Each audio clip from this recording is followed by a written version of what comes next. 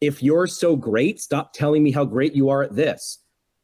Dave comes to you. It's the ultimate flexibility flex in New York City. But that's the complaint in New York City. There's nowhere to park. It's terribly expensive. We come to you. Where do you want me to show up, and when is good for you? That to me would be higher on my script than how much does it cost, right? First, explain what we're doing here. Then I'll understand. Then I'll be like, got it. So you're coming to me. I understand that getting a pizza, getting off my ass and going down the street, or getting it delivered to my front door, I understand why that one costs more. Let's let Dave start. What do you want to start with, Dave? What do you think is the hottest topic? All right. Well, I mean, there's a couple things. I think if you want to start with the insurance question, we can continue with that. And then later, after we go through some other things, we can cover Christine Cornegi's question about mobile in-home physical therapy and kind of like patient experience. We can maybe reread or just show that question on the screen if you want, if we have it handy. But yeah, the biggest thing is handling the insurance question. If you are a cash practice, or if let's say you're taking Medicare, but you're cash out of pocket for all the other payers, it's a gigantic challenge for most therapists, because therapists got into therapy and going into the sciences and didn't think that they would ever need or be required to go into sales, overcome objections, have rebuttals ready, or learn rebuttals over time to try to reframe the question. So we can kind of get into that. Let's do it. So here we go. Boop, boop, boop, boop, boop. Hi, Dave Kittle. My name's Tony Maritato. I need physical therapy. Hi, Tony. Excellent. Thanks for reaching out. How did you hear about us? So I've got a great friend who was seeing you for physical therapy, and they were just going crazy about how good you are. I'm 49. I love playing baseball. I heard you were involved in sports. And so I'm really looking for a therapist who understands the demands of baseball. And I just want to get back to playing my sport. Excellent. Tony, we have a ton of active New Yorkers, active business New Yorkers just like you, that want to get back to those types of things. And those are our types of clients. So before we get into anything else, we'll cover things like insurance costs, potential logistics. But first, I want to make sure, since we do home therapy visits only, like we have an on-demand service, I just want to confirm that's what you're looking for. You're not looking for a brick and mortar office. You want a practice or a therapist to come to you. Is that correct? Yeah, I definitely want somebody who can come out. I'm super busy. I definitely want to use my insurance. I pay a lot of money for it. But my main priority is somebody who can come out to me, because I just don't have time to go to a physical therapy clinic. I've been down that road before. I go there, I waste an hour. They tell me what to do, and I'm left by myself. I just need somebody who can really get this taken care of. Sure, absolutely, Tony. It makes sense. And I understand where you're coming from, that using your insurance is important to you. I get that. We'll cover that in a second. Next thing is, I just need to make sure that we actually have a doctor of physical therapy that covers your address or intersection. What's the nearest corner intersection or your address, just so I can confirm if we even cover your area? Because if we don't, then I have to, check my network and refer you to maybe another practice if you might be outside of our service range. Sure. So I'm on the corner of, I don't know what the addresses are, 105 and 22nd. Perfect. All right. So we'll just say we have a therapist that covers that area. Typically, by the way, I'll say, if it's going to be me or one of my team members, if I know that let's say Dr. Chris. So Tony, my therapist, Dr. Chris, he covers that area of Manhattan, and he has the availability to potentially start and onboard and evaluate a new client as soon as this week. I just like to mention that because there's other places that have really long wait lists. So I just want to let you know, if we decide to move forward and if we both decide that we're the right fit for each other, we could do so and get you started potentially as soon as this week without any, long wait lists or anything like that. So let me ask you first, because I don't want to waste your time or my time. How much Sure. is it? What's covered by insurance? What's not? I always like to get the cost out of the way. Absolutely. So do you mind if I ask you what type of insurance you have? Sure. I have a Blue Cross Blue Shield in New York. Okay. So what I can do is I can get your first last name, your date of birth, and your member ID number or subscriber number from that insurance. We take some insurances, we take and bill the out-of-network component of some insurances. So what I would do is I would be able to collect that information from you. I can send it to my medical biller. They will verify your benefits and coverage. I will then have to call you back later today because I don't know the cost of your therapy through this particular plan. Now, just for context, there's folks that call us and they're looking to use their in-network insurance only.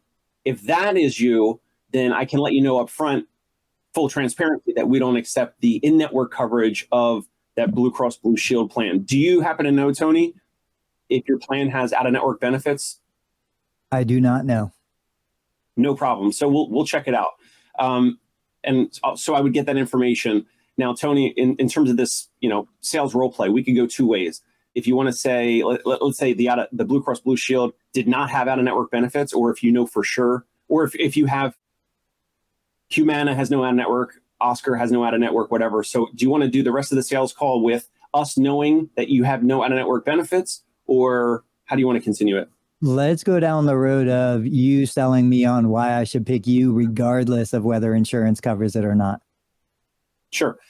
So, Tony, we're going to check your insurance, and I'm going to give you a call back later today. But why don't I mention a little bit of the potential costs and how, what we offer, and just to make sure that we're the right fit. So, like I said, we have a ton of busy professionals in the area just like you. And those professionals, they don't want to go to an outpatient office. They want a physical therapist, someone who's confident and experienced and someone who gets results quickly. They want that type of an individual to come to them because it sounds like, Tony, that time is one of your biggest assets. You might have a family, you might have other things going on, but our other New Yorkers that live in Manhattan and Brooklyn, they want someone to come to them because time is their biggest asset. So in terms of your situation, that's what we want to focus on. And just to reiterate, or just to touch back on, the main issue that you are experiencing right now is what again? Right shoulder pain. I was playing ball a couple weeks ago. My shoulder started hurting. I thought it'd get better on its own. It never got better. I went to see my primary care doc. He had no answers for me. I'm not going to go get surgery, so I just need my shoulder to feel better. Got it. And what are the things right now that you can't do that you wish you could do with your right shoulder?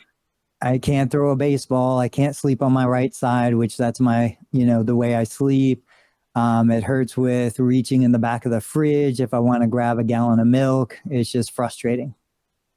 Got it. Now, you mentioned throwing a baseball. Is that something that is more recreational? Are you in a league? I just want to get a sense of how important or how involved that is for you in a weekly basis.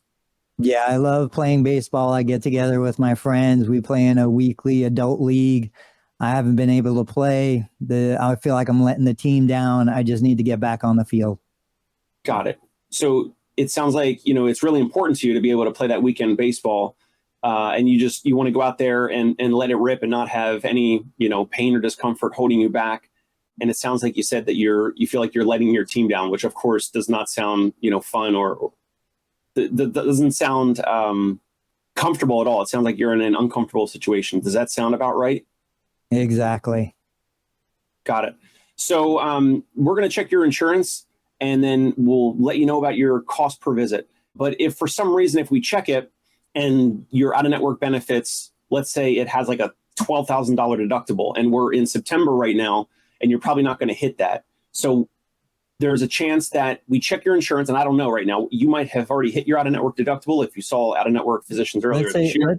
Let's say worst case scenario, I'm paying out of pocket. What are the options? Sure, absolutely. So paying out of pocket, the options would be a flat rate. There's no hidden cost. There's no surprise medical bill later. There's no hidden costs or anything like that. It's a flat dollar amount per visit, and that would be for the same cost for the evaluation, the first visit, and any follow-up visit. It really depends on the therapist, your evaluation on that first visit. And so there's a flat rate, and it's a little bit more expensive on weekends, and it's less expensive Monday through Friday. So it's $500 per visit on Saturday and Sunday, and it's $300 per visit Monday through Friday. Do you have any idea how many visits I would need? So I don't right now because you and I were just on a phone call, right? So like it depends on how restricted or how involved your shoulder is. It depends on, of course, the baseball, which you want to get back to, which kind of would take potentially more visits and more treatment compared to the what other thing that you mentioned, like reaching into the refrigerator or a cabinet or something like that. So once my physical therapist, Dr. Chris, let's just say if that was penciled in, if you guys schedule the evaluation, he's going to come to your apartment, evaluate your range of motion. He's going to look at your other side, your good shoulder, your uninvolved shoulder. You're going to compare that to the shoulder that has pain with throwing and reaching and moving around.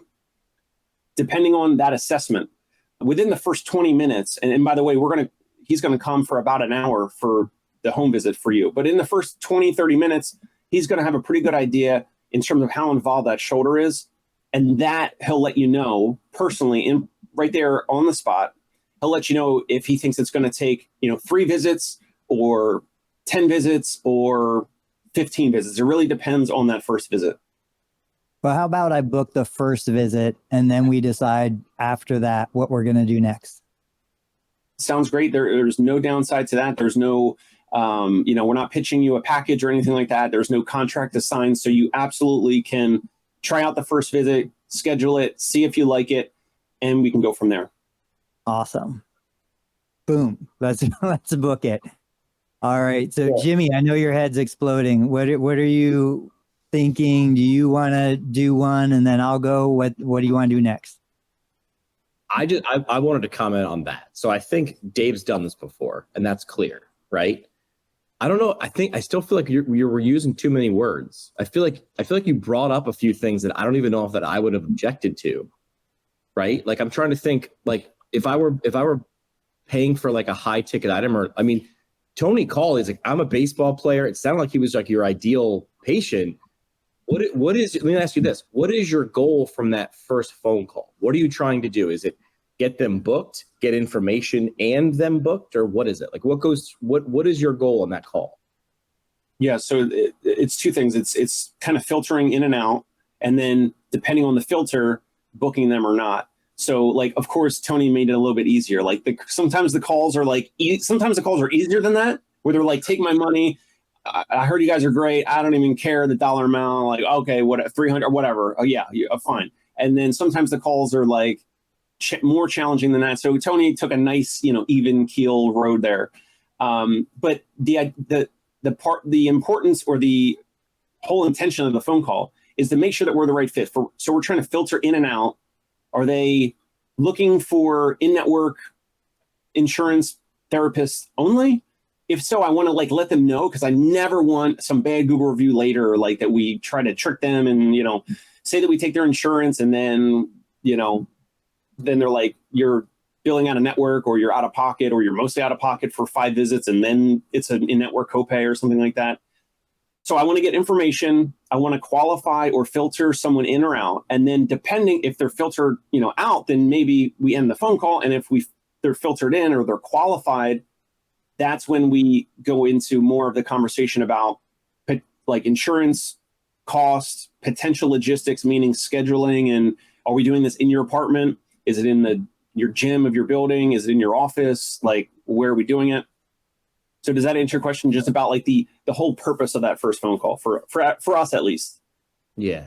I would go like most important to least important, right, on that call, because what you don't want to do is have them on the call. Like you want to get them booked, feel like we talked about last week, feel hyped up, like this is a high value thing. I'm scheduled. I can't believe I got, I know it's busy, but Dr. Chris has availability in my area. This is the right person for me. They have several options. I'm going to decide which route is right for me. Like I feel like you brought up a couple of objections that I don't even know that I would have had, and now I'm like, hang on a second. So like, right? What objections did I bring up, or what? Yeah, so I jotted down some notes. So it was now I can't find them. Oh, you talked about cost twice, but then gave me a lot of things of what you'll do and why you'll do them. But Tony never brought up a concern for that. Hey, listen, you got to understand. So I mean, I'm not saying like maybe you don't do that normally, but that was the thing that I heard, which is like this costs this. car dealers are great on this. You call a car dealer, they don't tell you what it costs, right? Because it depends. But they're able to say, oh, we're going to figure that out. We have lots of options. We're going to make sure that we're going to find the best payment option for you. Sometimes it's insurance, Dave. Sometimes it's cash, period.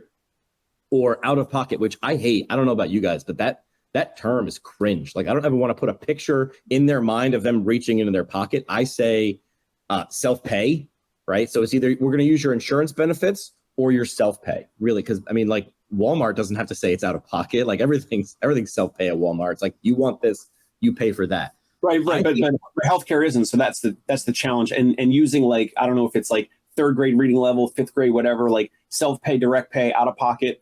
Some people know what all those terms mean, and some people don't. So yeah, it's sometimes a challenge. It depends on the person on the phone call. Sometimes it's cheaper with your insurance. Sometimes it's actually not, and you pay less if you go a different route. And we can do both of those. That doesn't. So they're like, hey, we're not going to try to sell you a package. It's like, I didn't even know that was a thing. I thought this was healthcare. Like, what's a package? That feels like a personal trainer. Sometimes I'll say that because some people have called elsewhere and they'll get a package quote over the phone, and it'll be like thousands of dollars before the patient's even seeing the provider. And I use the package as the price anchor. So I'm saying, hey, it's not going to be this like big ambiguous $1,000 amount. It might just be that $250 or the $300 or whatever we say for the initial evaluation. So sometimes I use that as a way to make the initial evaluation seem like a deal or cheaper than it is. Let me ask you specifically, in your experience, do you have most people who call already knowing what you charge because of word of mouth? No. People are going to tell them. No. That's the challenge. That's the problem. No, they do not. It's not on my website. The people that refer, our clients that refer, like, they might say something about out of network or expensive or premium or, they're worth it. Or we've had people write Google reviews where it says like they're expensive, but they're worth it, or things like that. Like it's not cheap, but they're great, or something like that. So like, do people come to you knowing that you're out of network or you're mainly cash pay? Oftentimes, yes, but that's if they're referral warm leads, and at any given time, 60 to 75% of the leads are cold via a nursing agency, but they're not selling for us, or it's from Google, like Google ads, or like Google reviews online, and they're just looking at the reviews and they're calling around and they're calling other places. I've learned to, or at least I believe this works for us. Maybe it doesn't work anywhere else, but when people are calling around, most places are going to take the insurance, right? So my phone call has to be different, and I want to, from the caller, Tony, I want to try to get out, like, what's going on? Like, when did this shoulder pain start? What makes it worse? And then I dug into, why is this important to you? Like, why call now? Like, why are you calling right now? And reaching in the cabinet or the fridge, that's not that big of a deal. But sleep could be a big deal for you. You mentioned sleep, or the recreational thing with the socialization. So I would really press into that usually. And I usually want to explore and press into that stuff and try to like dig into the emotion and kind of poke or prod your issue, meaning the emotional component of your shoulder pain. The emotional thing is you can't do the weekend baseball, whatever. I want to press into all that before we talk about insurance and cost. So I might say, hey, we'll talk about insurance and cost. Let me make sure that we cover this intersection. We're the right fit. We have someone that covers that area. Then I want to go to the shoulder pain. Why call now? Like, what are the things that you can't do that you want to be able to do? Why are those things important to you, Tony? Why is the weekend baseball important to you? It's not just exercise, but it's the socialization. Maybe it's business networking. It's like multiple things that affect you and your livelihood. I want to dig into that. And then when we shift over to the insurance and cost, especially like if you're Medicare, or if it's something that the patient has no insurance, whatever, I want to build some rapport and I want to touch into some of the emotions before now we talk about the insurance and the cost, if that makes sense. Yeah. Before I go, I want to hear, are your calls coming in on your cell phone or are they coming in on a landline? So neither. So people are calling in, and right now, if someone calls in, it gets answered by an answering service, and they go through a script. It's really just to collect lead information. They can answer some high level questions, like if a caller says, what address is your office? And they're going to look at my profile on their software, and they're going to say, oh, this practice, Concierge Pain Relief, does not have a brick and mortar office. They specifically travel to you. Are you looking for in-home physical therapy? Yes or no? Then myself or someone on my team calls that lead back. Obviously, we want to call as soon as possible. And I get a text or an email description of that call. So if I'm on with you guys, if I get a lead, I can glance at it, and typically I'll know, like, do we cover that area or not? Are they warm? Are they hot? Are they cold? And then I or someone on my team has to call that patient back. So I think a cool thing, and I think I told you this before, I would love, even if you never share it, maybe we could share it privately among the three of us. I would love to have you record yourself calling back a prospect to see what that conversation is like in real life. Like you and I, and we can role play as much as we want, but we're never going to really replicate a real life situation. So in my clinic, what I'll do, obviously patients are calling in to the clinic phone number. As soon as I realize it's a new patient, I grab my phone, I hit video, and I record myself having that conversation. And then I go back and kind of look at how I handle that conversation, especially now that I'm the one actually answering the phone again. It gives me a chance to rework this process. But have you ever done that, or did we talk about that before? We have talked about it. Ideally, I want to record all these calls on both sides. I got to check the legalities and all that in New York State. And then if I get a patient's permission, let's say a week or two or whatever later, if they start with us, I would love to be able to share both sides of the phone call, so you could totally feel and hear the realness. And by the way, our sales role play, I think that was fairly close to what it is. Like that, sometimes I'll talk too long or whatever, but again, I need to make the phone call different because they're calling everywhere else, and the front desk is saying, hello, what's your insurance?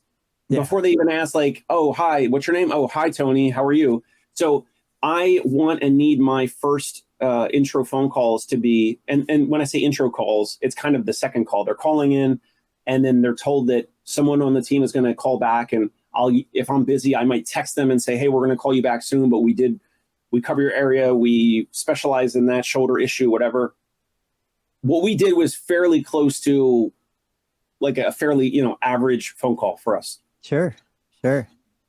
All right. You guys want to move to the next topic, or Jimmy, you want to be the patient and I'll handle the call? Oh, I am yeah. I mean, I can do that, but I wanted to hear about your documentation gripe and the PT intake paperwork, because to me that seemed to be a hot button when I mentioned it. So this is where, so we're switching topics. New topic on the screen for those of you watching on YouTube. Evelyn had shared this in my group. She said, how many pages is your new patient intake packet? Right now, we have so many pages. I feel like they're pointless and painful. I hate it. Patients hate it. I want to make mine more condensed. Extra credit if you're willing to share. Now, real quick, Jimmy, I shared Jerry's comment. I made sure to include that in the screenshot. So Jerry Durham said, here's a part to start with. What is truly needed? What do you need to collect at first contact? What could be moved to the first visit? What could be moved to the eval? What could be moved to the checkout? And never make them write the same thing twice. That's a huge thing for me too. Sometimes they already told you. There was a great social media video of someone who was doing that. They were like, hey, can you fill it? It was like them playing the role of the receptionist and provider. It was like, and they just kept explaining like, oh, I already filled this out. Actually, this is for something different. Our two computer systems don't talk to each other. Then they did it again with the provider. And they were like, why are we the most modern advanced, system in the world and these two computer things don't talk to each other? Money. The answer is yeah. So I don't. I would love for Jimmy to maybe you have more to say, but Jimmy to guess how many pages Tony and how many pages is the intake, and Tony, if you want to guess mine, and maybe I can try to guess yours. I have no idea, and we're doing this really. live. You have no idea of yours? 5. Okay, Jimmy 1. Says 1. Dave says 5. And then you guys guess mine. You guys got to guess mine too. I would guess Dave's Dave's is Price is 3. Right. Yes, Price is Right. And I'm trying not to go over. I'm going to say 2 because he said 3. I would have said 3. All right, Dave, what is it? So we have 3. Okay, I have 0. Not even their name? I can't believe you don't know this. Like that was one of my biggest things was I never have paperwork. I don't have health questionnaires. I don't have questionnaires about medication or past medical history or none of that. When you book an appointment and you come, even when I went to an electronic medical record now, the guys at Patient Studio were like, all right, what's the paperwork? How do we do this? What questions? I'm like, none. What do you mean? I don't want any paperwork. I don't want it electronic.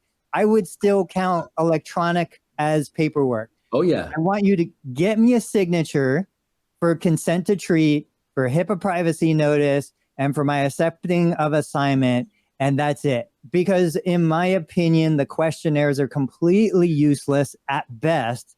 They're harmful at worst. Like patients, you guys know this. Do you have diabetes? No.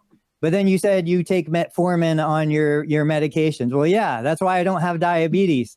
I don't have high blood pressure because I take lisinopril. I don't have and I just watched a short video of a doctor doing this exact thing. Like patients have no idea. Then you give them a functional outcome measure and they're like, well, does it hurt when I lift something in the morning or in the evening? With pain meds or without? A week ago or today? Like they have no concept of what information we need. So you can't rely on any of that information. And the fact of the matter is when that patient is in my clinic as a therapist evaluating them, I'm going to ask them all those questions anyway to get the real answer.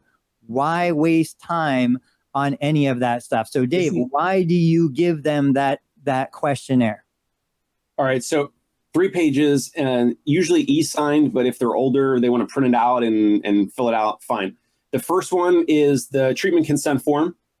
Maybe I need to check. Maybe it's not needed in New York State. I don't know. I thought there needed to be some, you said sign something. So are you getting consent to treat, HIPAA privacy, and accepting assignment? Like those are all on one form. I get one signature at the bottom. That's it. There is nothing else besides a single signature. All right. So maybe I can condense mine. My first page is treatment consent form. Second page is the 24-hour cancellation policy because we do 100% of the rate. So the visit that we just did a sales role play on, where you agreed to the $300 evaluation, if you cancel a visit less than 24 hours anytime in the next couple weeks or the plan of care, we're going to hit your credit card for $300. If you last minute you say, oh, I got to jump on a Zoom call or something happened, my apartment is flooding or whatever, like that's what we agreed to. That's how we roll. So that's the second thing. The third thing is having your credit card or debit card on file. So the actual credit card information with a signature for that. Tony doesn't. Do you usually accept credit card information for patients or not really? Yeah. So how do you guys? You swipe it once and you have some software that holds it securely or what? Correct. What do you guys use? We once we take that first payment, it's stored in the system privately, securely. We never have to ask for a credit card again. Now, again, this is all new within the new EMR. But real quick, let's tease a couple of these pieces out, and Jimmy, jump in when you want. Why, if you're looking at a situation where your clients are mostly cash pay, even if they're out of network, why wouldn't you accept payment in advance instead of waiting for them to either come in and receive the service and then pay, or if they no-show, run a credit card? Like that leaves a bad taste in your mouth. If you took payment ahead, one, it's a screening process. You're going to eliminate anybody who is maybe on the fence. Two, I think we don't do cancellation. I don't care if you no-show. I will schedule you 3 times. I built the system to withstand that. But it would seem like it would be a better option to just accept payment on scheduling. And then if you no-show, the payment's gone. It's ours. But I don't have to go back retroactively and charge a credit card if you no-show. So just to clarify, so you're saying you're suggesting for us to charge the credit card like 24 hours before the visit? Is that what you're saying? When you book the appointment, why would you not pay when you book the appointment? And then you have a money back guarantee, and if for some reason they came and they weren't satisfied or something didn't go through on your end, you give them back the money. But the idea is you pay at the time of booking, and then if they no show, that appointment's already paid for. Like, it's gone. You lost it. Haven't done it. That's kind of like a middle ground between charging after or doing the evaluation and then pitching you like a 8-visit package or whatever. Then I have potentially, if you put all the money down, then I have 8 visits worth of cash up front. And then if you no show one of those, then of course that just gets removed out of the package, the digital punch card. The thing you're saying is kind of like in the middle. I just haven't done it. I like it. Of course I like it. Yeah. Once they book, that could work. I just haven't done it. Jimmy, so it's like 50% off or 2 for 1.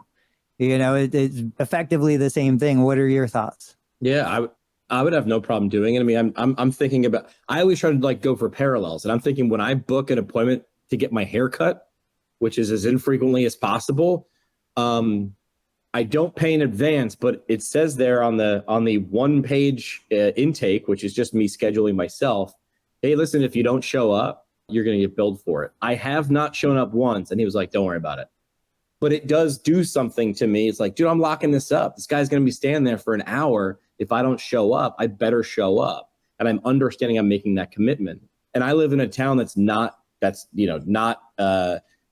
economically advanced. There's no rich people in my town. But what he's trying to do is trying to make sure that he's not standing there 3-4 hours a day. I know we'll go back to paperwork, but just finishing this point, I think it's crafting the experience and the expectation. So if I book an appointment and I no show for that appointment, I didn't pay, now I'm going to get penalized, which I kind of know I'm going to get penalized, but I think there's a subconscious response to that to be like, Dave is such a jerk. I can't believe it. I'm never going back. And you lose the entire thing. Whereas if I go into a restaurant, right, and this is a parallel, I order my meal, I eat my meal, I feel great, and then I pay the bill. That's typical. But if I buy something through an app at a fast food, I'm paying when I order the food, and then I go and I receive the food. If I book an appointment and I pay at the time of booking, that secures my appointment. That gives me guarantee that this is there. If something happens, I know I'll get a refund if the provider doesn't fulfill their commitment. But it's like, now, one, I'm paid in, I'm vested, I'm more likely to attend that appointment. 2, even if I didn't attend the appointment, I already paid. I already know that I lost that money. It's not really like I have this guilt feeling. I feel okay missing the appointment because I already paid for it. Whereas on the other side, when I'm paying retro or getting penalized for not showing, now it creates this sense of guilt. And I think that's why most people, they feel guilty, they feel bad, and they feel ashamed, and then they never come back. So it's just something to think about. It's just. I'm sorry. That's why Jimmy's barber let him slide on that one time, because the barber wants him to continue to come back, and he felt a little guilty, felt a little bad.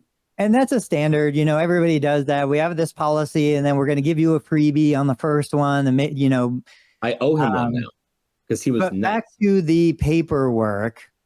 Honest question for you. Okay, so aside from the signature pages, are you getting past medical history? Are you getting questions answered like, when did this start? What's your medications? Any of that stuff?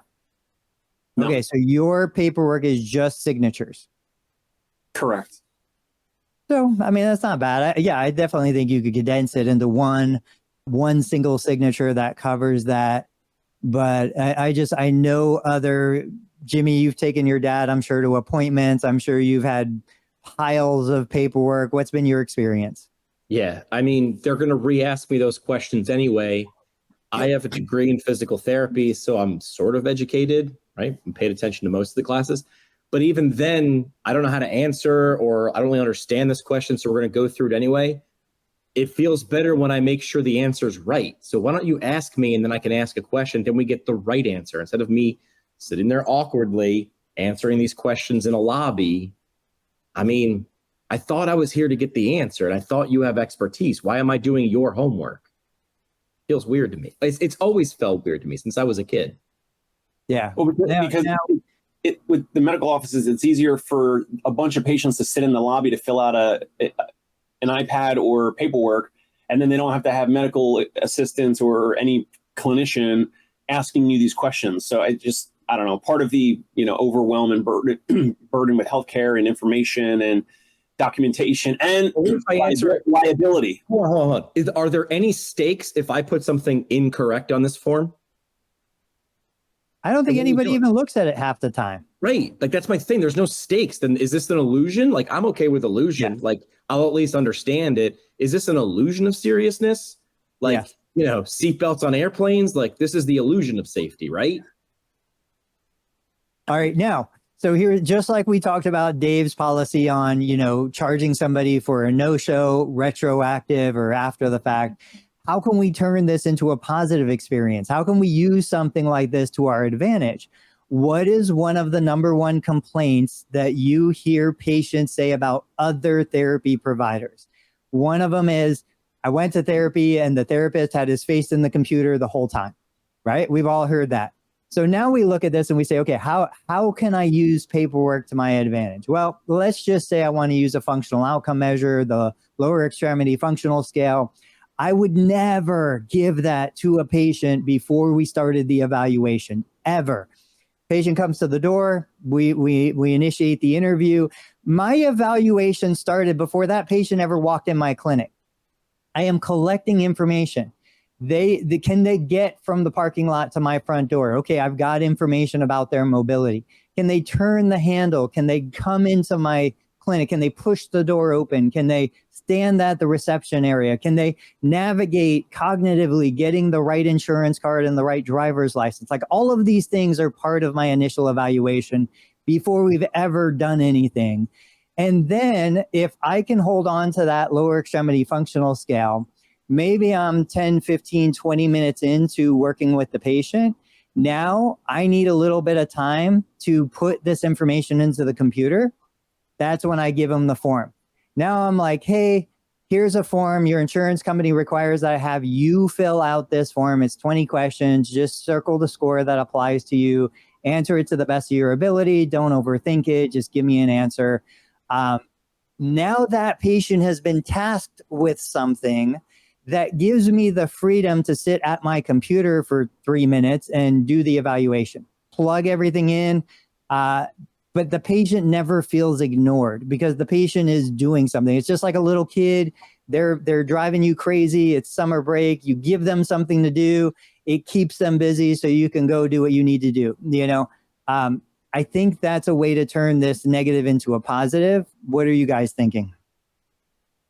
Yeah, I look for, like you said, what are the biggest complaints? What are the biggest objections? Make the invisible visible, make the visible invisible, make the hard easy. So take a listen, right? Not being able to get scheduled when I want. If that's an issue, have them self-schedule. Like, it's 2024.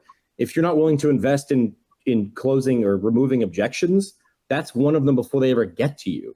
So I would sit there and do what Tony suggested in terms of recording your phone calls.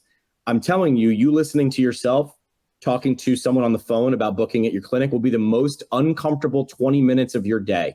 And we did it twice a week, every week in radio, and it sucked and it never got better. Even when I became the boss, I didn't like doing it, but it was the one singular thing that made us better on air. And I'm telling you, this will make you better, and it's necessary. It was nowhere in the PT school syllabus. It's necessary. So if you're so great, stop telling me how great you are at this. Dave comes to you. It's the ultimate flexibility flex in New York City. Like, but that's the complaint in New York City. There's nowhere to park. It's terribly expensive. We come to you. Where do you want me to show up, and when is good for you? That to me would be higher on my script than how much does it cost, right? First, explain what we're doing here. Then I'll understand. Then I'll be like, got it. So you're coming to me. I understand that getting a pizza, getting off my ass and going down the street, or getting it delivered to my front door, I understand why that one costs more. And I have less of an objection to it because they understand what the problem was. But then there's companies that take Medicare Part B or Luna or whatever that deliver home therapy for. those people are going to find reasons to say no to you, right? Correct. Great. Good. Right. Good. We filter them out. Exactly. Yes.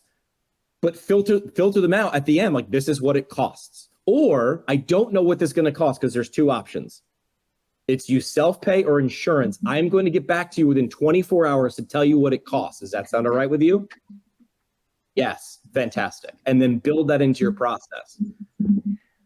But to me, it sounds like every time like you're going for like, well, we do this because, and you have to understand like, nope, it's going to either be this or this. And I'm going to tell you within 24 hours what it costs. Is that all right?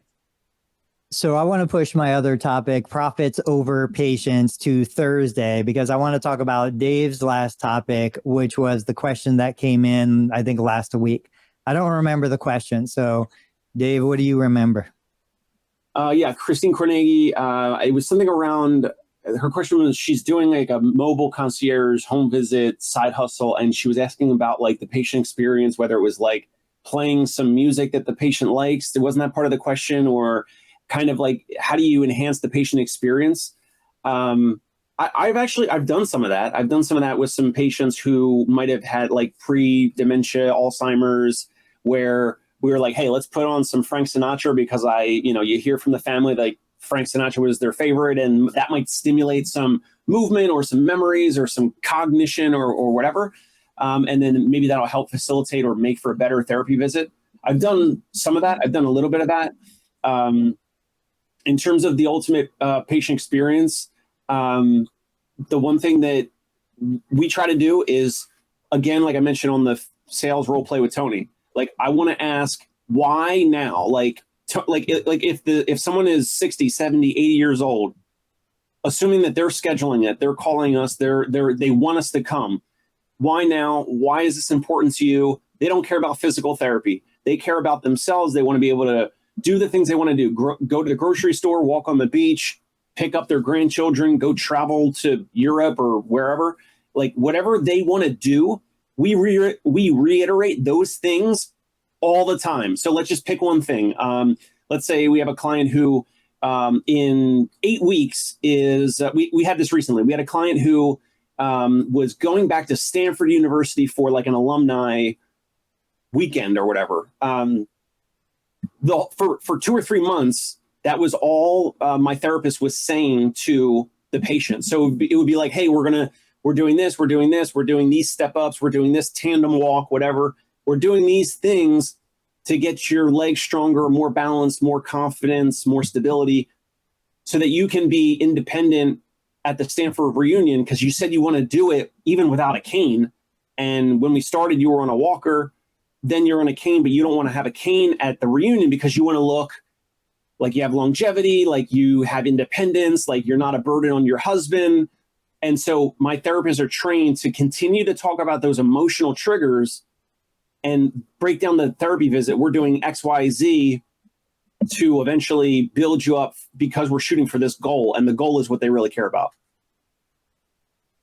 Yeah, Christy was on earlier. I don't know if she's still on. I'm trying to go back, but I hate the way LinkedIn organizes past posts. It's Christy. I've been saying Christine. I'm sorry, Christy.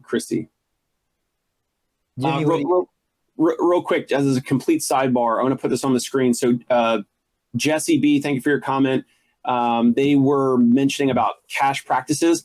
The only issue with the with the packages across the US is most therapists will use these packages as a way to get the patient to say yes to it via a discount. So that's why we don't do packages. Like, of course, we have some patients that come in for 1 or 2 visits, and maybe I could have tried to get someone hooked on a 8 or 10 or 20 visit package. The challenge with this is most providers, let's say they charge $250 a visit, but they'll sell a package, and it turns out like, it's like a $200 per visit package for 8 or 10 or whatever. So they get more cash flow up front, but then per interaction, per visit is now discounted, which most practice owners are fine with. I just don't like the packages because most will rely on a discount to get someone to say yes to a package. So that's my commentary on packages. And I would follow up to that to say, if you're going to go that route, then design the pricing and the business for a package.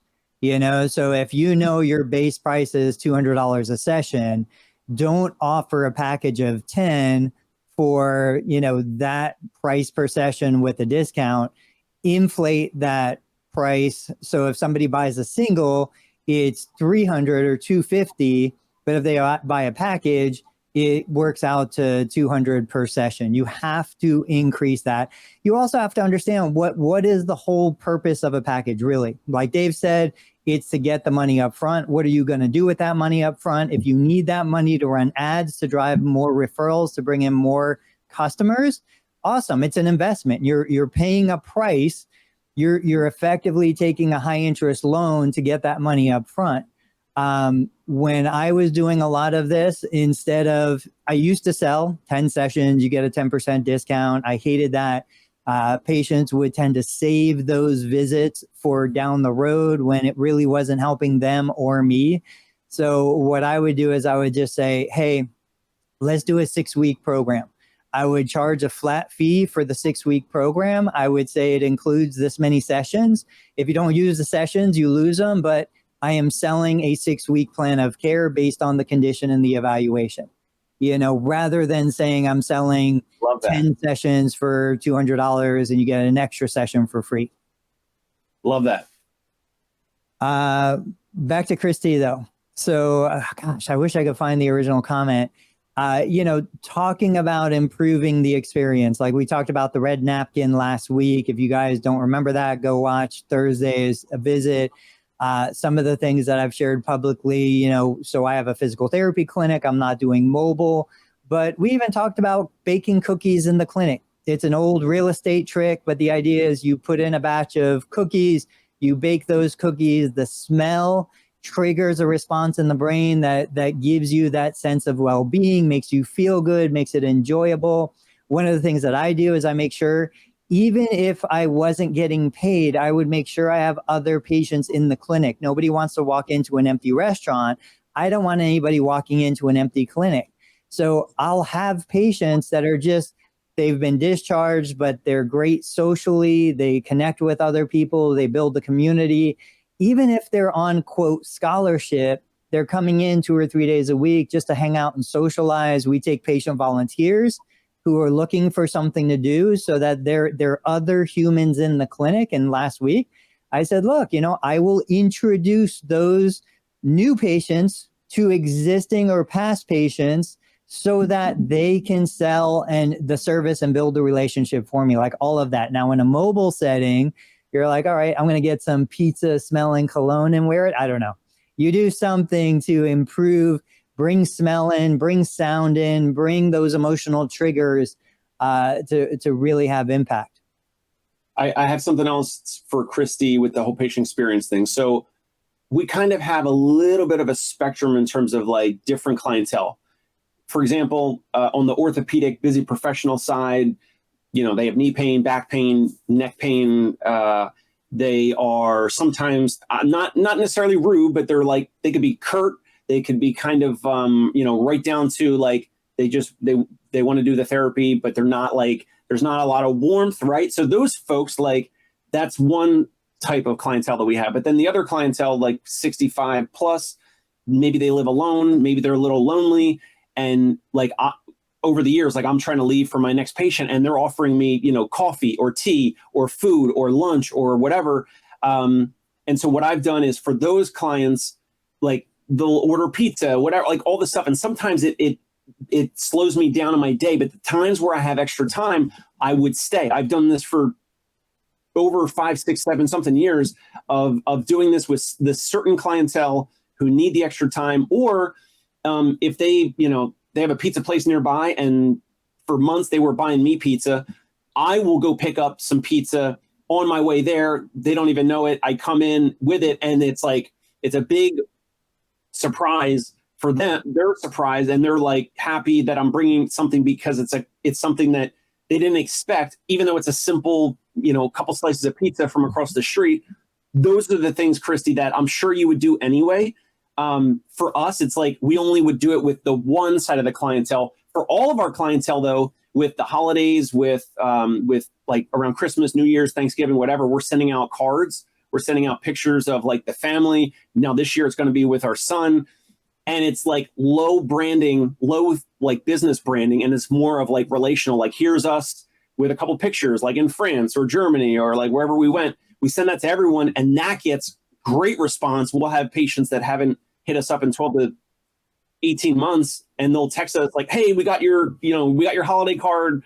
And you guys look great. You look healthy, whatever. And it's more about the relationship and then less about the business and the practice name. And if they want to contact you to reactivate, they'll do so. It's a subtle reminder. It's part of the relation part and less about the business part. Yeah, I saw a great post. As I sit here and listen, I tried to listen a lot more today than I talked. I don't know if you noticed that. I saw a great post and the woman was talking about artificial intelligence. And what she was saying was, I don't want AI to do any writing or create art or music for me. I want AI to do my laundry and my taxes so I can write and create art and make music. And I think that there's a space in the middle that we can create the things that we're talking about. Because we started talking about patient intake forms and how to e-sign things and how to self-schedule. I think we should plan to processize all the things that are not the reason we're here. Because Dave's talking about understanding what lights up an individual. That's not scalable. Good. Scale all the other things. Make your intake process as smooth as possible. Understand, get your pitch down to 5 questions, which, by the way, I've been taking notes and talking with ChatGPT. So now I have the 5 questions that Dave should ask in the order he should ask them and no more. So I just wrote a script for you, Dave. We can test it out. I'll take calls for you for a week. Let's do it. Let's do it next episode. My point is, use the computers, use the AI, use the technology. So then Dave can sit here and go, man, I was here last week and she mentioned how she got all fired up about that pizza. And I said, the best pizza in New York is actually not from the one around your corner, it's from Brooklyn. So I went ahead and did that. By all means, use your EMR or your EHR to give you a reminder 2 hours before that. So you remember to order the pizza so it's hot when you walk in. But remember that it's the intelligence, it's the human emotion that actually keeps people from coming back. Last thing I'll mention, Gary Vee told a great story about a guy who when he was starting winelibrary.com, and he was selling wine on the internet, which people thought was dumb, never going to work. And somebody bought like $100 worth of wine. He went on their social media profiles and found out they were like a big Jay Cutler fan. Jay Cutler fan. So he went online and got a Jay Cutler jersey and sent it to him. And you know what happened, Tony? Nothing. Guy spent $100. He spent $250 to get a Jay Cutler jersey, shipped it to him, nothing. ... 3 months later, someone puts in an order. He gets a call from his assistant. Someone put it in a $5,000 order. Was it the guy he sent the Jay Cutler jersey to? No. In the comment section of the order, it said, got your name from my buddy Steve. By the way, I'm a big Dan Marino fan. He told somebody. That was the stupid space. You can't process size that, because then someone listening is going to go, great, in your intake form, make it 1 question longer. Who's your favorite athlete? No, that's not it. That's not the moral of the story. The moral of the story was, how can you be different by not just asking the same questions? How can you be different by, actually being different? Turns out giving a shit is actually a difference. I had a patient from Switzerland years ago, and they asked me the most obscure, not obscure, like a European question. On the way to the visit, can you pick me up the newspaper and a bottle of champagne? And I was like, like, should you be drinking? This guy was like real older and like had medical issues. I'm thinking like, I'm fine with the paper, but like, should I be picking up booze? But I'm like, it's champagne. So I did it. I mean, he had already, been with us for a bunch of visits and was paying like the high dollar amount. So I did it. And because his wife was working for the UN, she was super busy. And this was before, I guess Uber Eats and TaskRabbit or whatever, all these other things now. So I did it. And that's something that is a little thing, but you think all of the in-network practices that are doing home visits do that? Not when they have 20 patients a day. All right. Parting shot.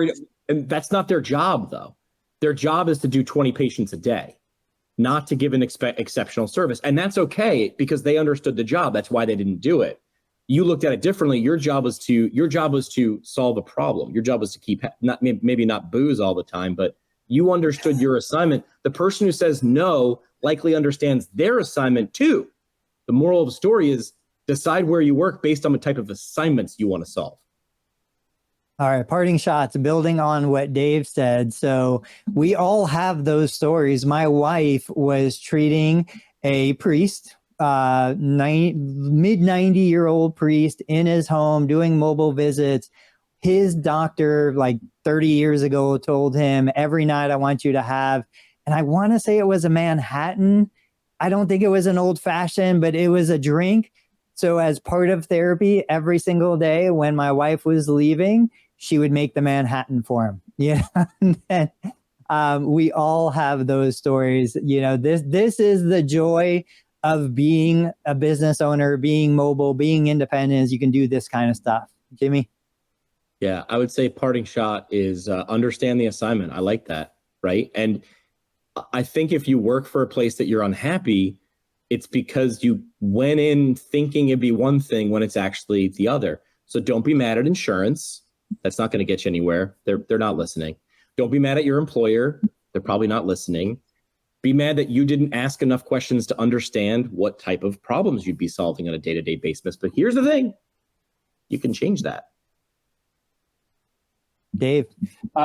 My parting shot is a question. Tony just mentioned something that brought up a memory where when you were saying your wife would make this drink for this patient, whatever.